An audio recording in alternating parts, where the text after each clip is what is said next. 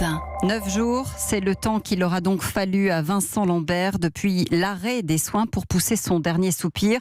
Cela faisait 11 ans qu'il était hospitalisé dans un état végétatif et 6 ans que sa famille se déchirait autour de son sort. Son décès ce matin, annoncé à 8h24 précise au CHU de Reims, c'est un soulagement pour son neveu François Lambert qui se battait depuis des années pour qu'on le laisse partir.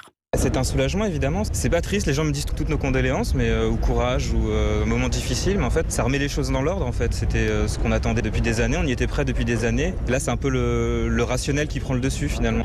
Vincent il était en état végétatif, il aurait pas voulu vivre comme ça. Par respect pour lui, il fallait arrêter de le maintenir en vie dans cet état et là j'espère qu'il repose en paix.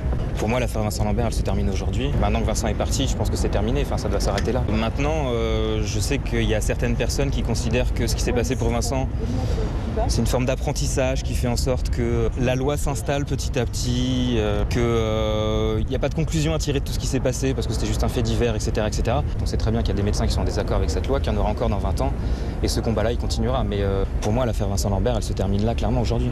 François Lambert au micro Europe 1 d'Hélène Terzian.